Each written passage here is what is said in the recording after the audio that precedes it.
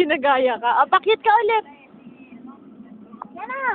Pero sila naman, mami, ano sila, ay, pag binansin nila sila, sunod. Ay, so, yung ganda-ganda, pero ang layo na mukha talaga, mami.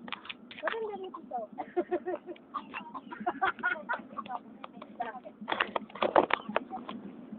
Ay, on mo yung Bluetooth mo, ipapasa ko sa'yo mga kay Yana. Teka.